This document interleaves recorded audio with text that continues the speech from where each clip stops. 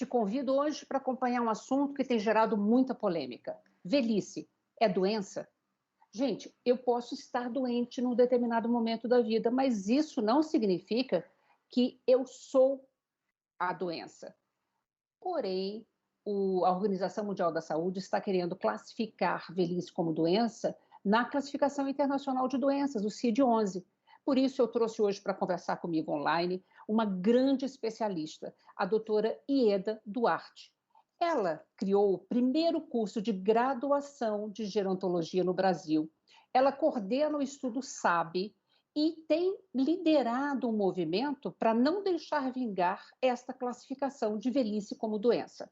Muito bem-vinda, doutora Ieda. Eu que agradeço a oportunidade de estarmos aqui hoje, assim, aumentando, né, o número de pessoas que estão envolvidas nesta discussão. Então, doutora Ieda, para que o nosso telespectador, para que a população entenda, né, a importância de não deixar a classificação de velhice como doença, qual que é essa referência para a população? O que pode acontecer?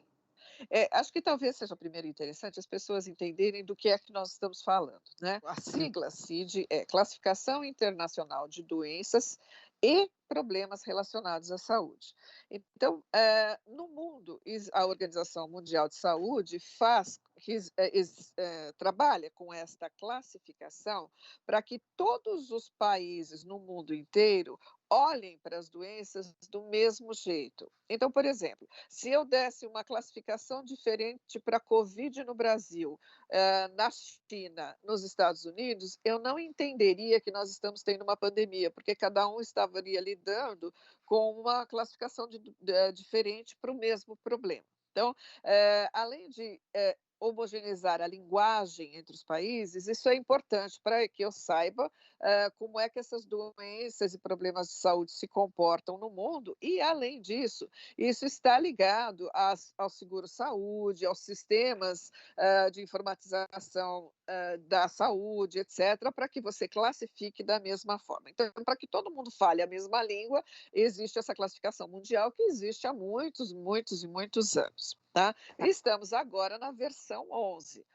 A versão 11 vai ser liberada a partir de 1º de janeiro. Isso não significa que ela entre imediatamente em vigor. Não, ela já está sendo feita há vários anos, aí ela vai ser liberada em 1º de janeiro, aí ela precisa ir para os diferentes países, ser traduzida na língua dos diferentes países, mudar os sistemas locais para entrar em vigor. Então, daí a gente que nós tomamos conhecimento agora, talvez, porque nós e muitas pessoas não tivéssemos atentados a isso, Tá. e isso é uma coisa importante de se falar, isso já vinha vindo, mas vimos agora, então trouxemos isso para a discussão e vimos que isso pode vir a trazer um grande problema.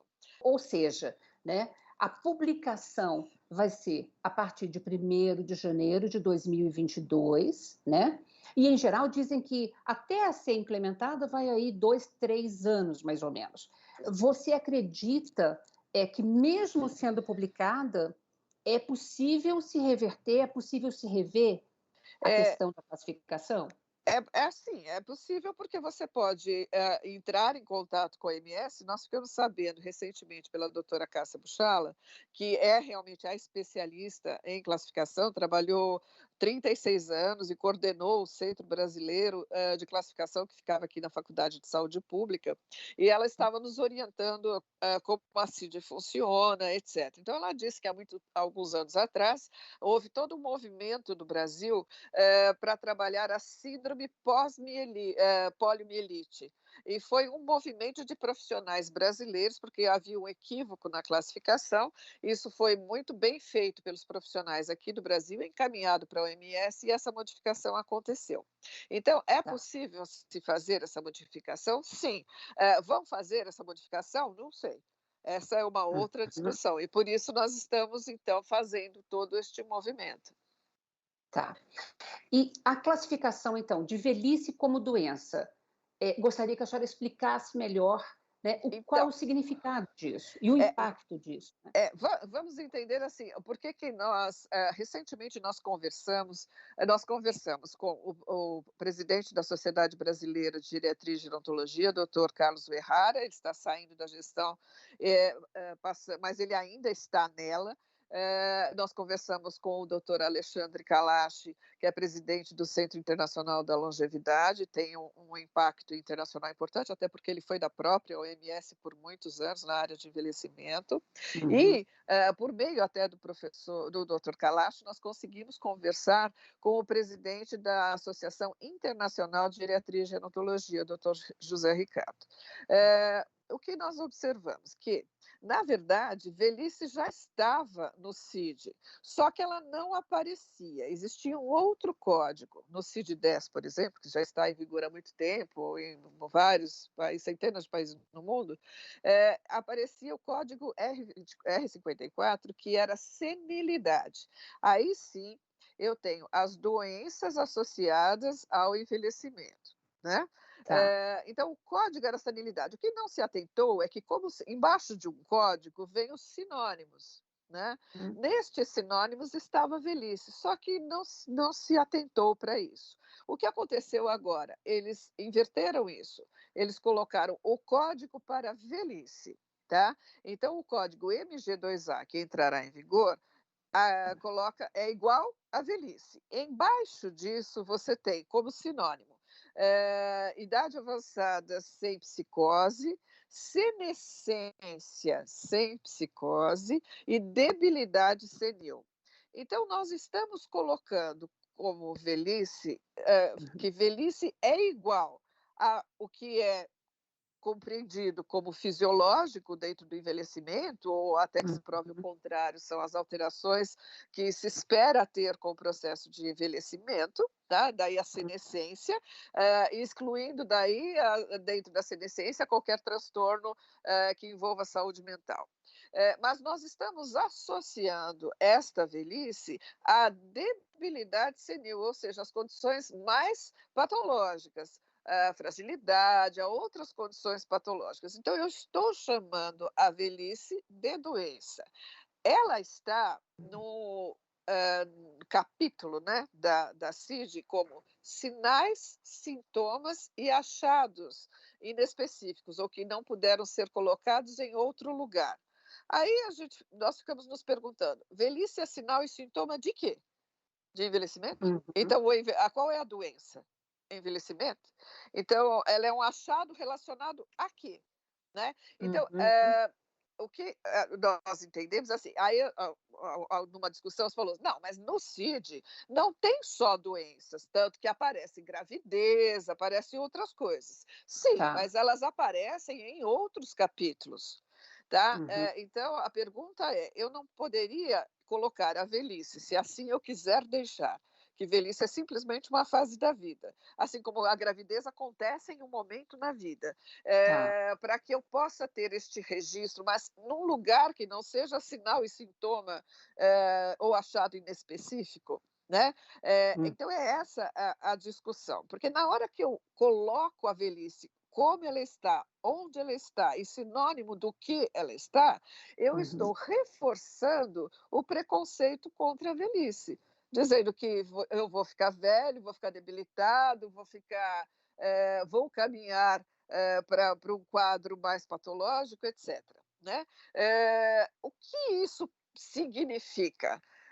Essa é a preocupação. É, a Hum. maior parte dos atestados de óbito, por exemplo, você tem o CID colocado para ter a certificação do óbito. Qual vai ser? Morreu de quê? De velhice? É o que aconteceu com o Nossa. príncipe Charles. Ele morreu de velhice, estava no atestado de óbito dele. Então, nós passaremos a ter um enxame de atestados de óbitos velhice. Tá?